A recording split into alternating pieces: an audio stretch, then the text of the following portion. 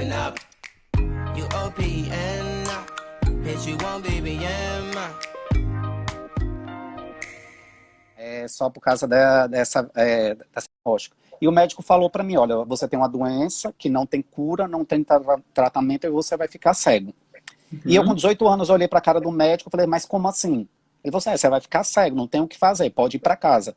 Aí eu falei, mas como? Quanto tempo? Como assim? Ele falou assim, ó, daqui a uns 3, 4 anos você pode ter certeza que você não vai estar enxergando mais nada. Aí eu falei, o que que eu faço? Aí ele falou, pega um cabo de vassoura, assim, finge que é uma bengala, começa a treinar dentro de casa, depois você sai pra rua. Eu tava com uma amiga minha, aí ela falou, pega sua amiga aí, vai treinando na rua, porque é isso que vai acontecer com você vai ficar cego. Daqui a Delicado esse dois... médico. Foi bem delicado. Então eu saí, eu peguei o ônibus com minha amiga, assim, eu não derrubei uma lágrima, eu não chorei, eu cheguei em casa, eu falei pro meu pai e pra minha mãe, e pra eles era um diagnóstico como outro qualquer, assim, ele não tem sintoma nenhum, né? Só que quem sentia era eu. Então eu fiquei esperando durante esses 3 anos essa cegueira chegar. E essa cegueira não chegou, né? Então foi passando o terceiro ano, o quarto ano, o quinto ano, o sexto ano, até quando eu vi que realmente não era aquilo que o médico tinha dito para mim, né? 18 até os meus 20 e poucos anos, acho que até meus 27, eu acho. Eu nunca tinha chorado. Nunca, nunca, nunca, assim.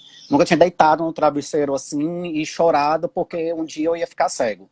Então foi naquele dia que eu vi que realmente eu tinha deixado de aproveitar minha vida, eu tinha deixado de fazer muita coisa que eu poderia ter feito com aquela visão que eu tinha e que eu poderia contribuir com determinadas coisas com aquela visão que eu tinha. Aí foi quando eu chorei, porque eu me decepcionei comigo mesmo. Eu vi que aquilo ali poderia a deficiência em si, né, vamos dizer assim, tinha chegado e eu não tinha aproveitado aquela deficiência pouca que eu tinha.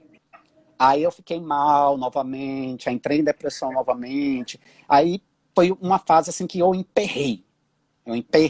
Eu não sei nem o que eu faço com isso aqui. Aí eu respirei fundo, aí parei, fiquei lá sentado, assim, me concentrando, olhando, e eu não conseguia ver essa mancha de café. E tinha 5 pessoas que todo mundo falou, Marcelino, esse contrato tá todo manchado de café. E foi quando eu falei, gente, minha visão não me permite mais fazer determinadas coisas. Eu preciso de um emprego com estabilidade. Foi quando eu resolvi pedir demissão. Assim, foi toda uma reestruturação, na verdade. Eu resolvi parar, nesse dia eu saí dessa empresa, eu peguei um ônibus, eu fui pra praia, me sentei assim na beira da praia, tomei uma água de coco, fiquei lá pensando muito tempo na minha vida, o que eu poderia fazer. E isso era uma sexta-feira, na segunda-feira eu voltei uma coisa na minha cabeça. Eu resolvi pedir demissão, porque com o dinheiro da rescisão eu ia fazer uma faculdade, eu ia estudar para concurso público, eu ia passar numa vaga para deficiente, que nessa vaga para deficiente eu ia ter certeza da minha estabilidade no meu trabalho. E foi isso que eu fiz. Eu pedi demissão com fundo de garantia, eu consegui me manter durante algum tempo, fui atrás dos meus direitos, eu dei entrada no INSS também para garantir o meu auxílio-doença, porque depois eu descobri que eu tinha esse direito, né? E assim eu fui me mantendo. E eu consegui, durante esse período, fazer isso. Eu virei a chave, né? Eu me aceitei como deficiente, eu vi que eu precisava de uma estabilidade no trabalho, eu sabia que eu não podia me aposentar, porque eu sabia que eu poderia produzir com aquela visão que eu tinha, eu sabia que eu poderia estudar com aquela visão que eu tinha, eu sabia que eu poderia fazer muito mais coisa com aquilo ali. Então, assim, serve de exemplo, serve de inspiração, porque assim, as pessoas se desestimulam. Não se desestimule. É estudar, é perseverar, é insistir naquilo. Você só vai conseguir se você tentar. E eu tentei bastante, viu? Eu estudei bastante, né? Então, assim, cabe a cada um de nós, né, dispor o seu tempo para planejar alguma coisa para a nossa vida. E não é em curto prazo, né? A gente não vai conseguir nada num curto espaço de tempo, né? Tudo é planejamento, né? Então, assim, eu planejei isso para 5 anos. A minha sorte é que eu consegui em 3, né? Não, porque assim, eu vou te falar que nem é sorte. Que você descreveu exatamente o que eu venho falando para os meus clientes de coach, para os treinamentos que eu venho falando, que é a questão de você ter uma visão positiva de futuro.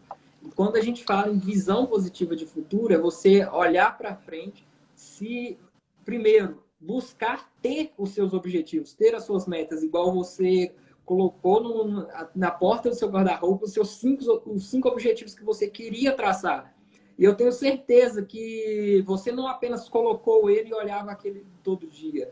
Você, diariamente, você tinha ações que deixavam você ainda cada vez mais próximo desses objetivos. Isso é ter visão positiva de futuro. É você visualizar onde que você quer chegar e fazer por onde.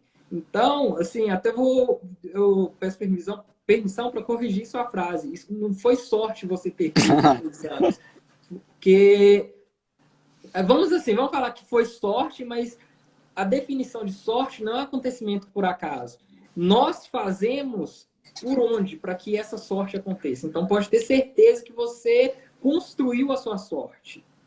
Com certeza. Assim, Houve deficientes visuais. Então, assim, é muito bacana você ter essa interação de estar conversando pessoalmente com as pessoas, de estar ali naquela rotina, conhecendo todos os dias pessoas novas. Tem dias que tem 40 pessoas dentro do tatame. Então, assim, é muito bacana. Para mim, foi muito legal. E além de todos esses benefícios que você citou aí, que o judô trouxe para você, assim, a questão da ansiedade, que eu acho que é extraordinário. Hoje, principalmente, não vamos falar do momento, mas na era que nós estamos vivendo, a ansiedade ela ataca muitas pessoas, no geral, independente dela ser deficiente visual ou não. E olha só o que a prática do esporte te ajudou, né, na questão da ansiedade. E além disso, você falou aí que você treina com mais 9 pessoas que são deficientes visuais. O que de benefício trouxe para você ou você levou para essas outras pessoas ter esse tipo de contato, o contato com outras pessoas que, assim como você, são deficientes visuais? Olha, para mim foi muito bacana, né? Porque assim, eu conheço um universo um pouco diferente do meu, né? Porque a gente, quando tem uma deficiência, a gente meio que cria um mundo particular, né? E assim, é bacana que você conversar com outras pessoas, né?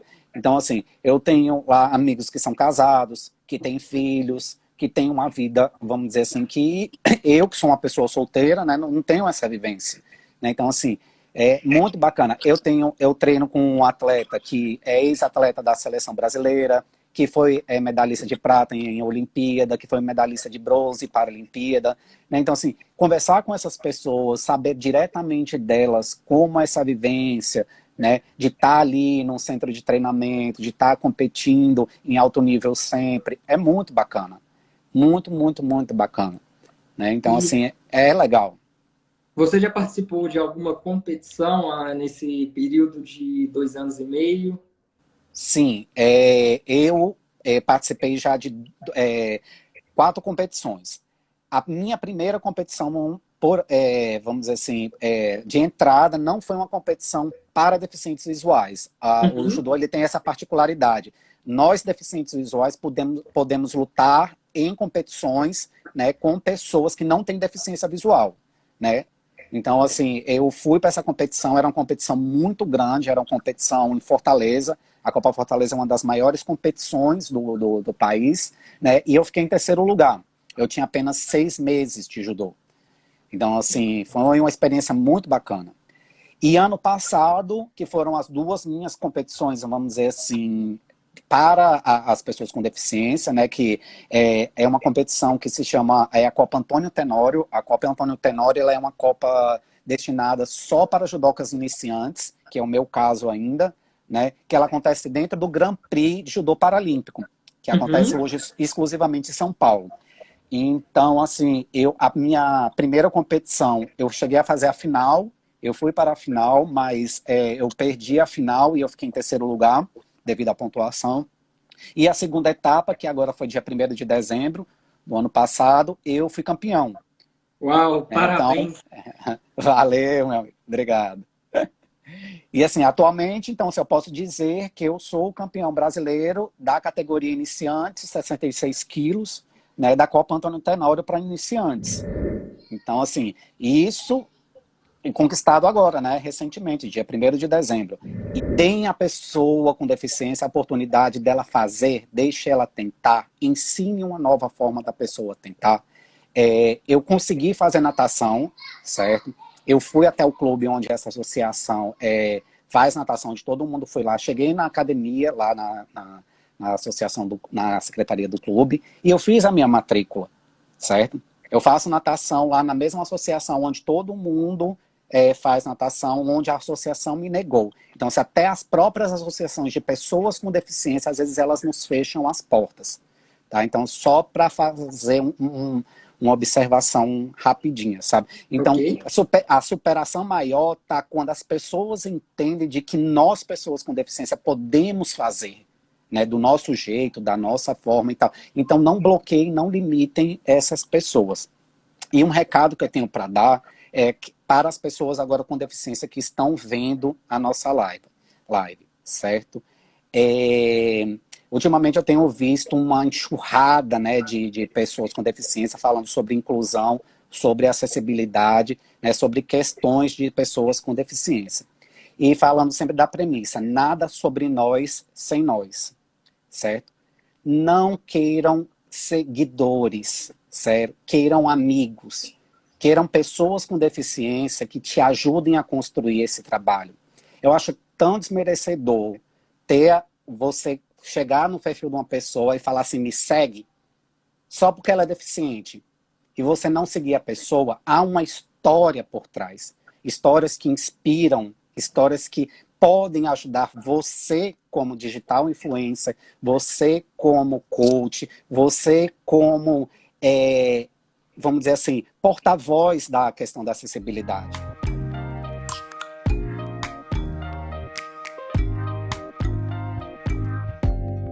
Open up, you open, hit you on, baby, yeah, man.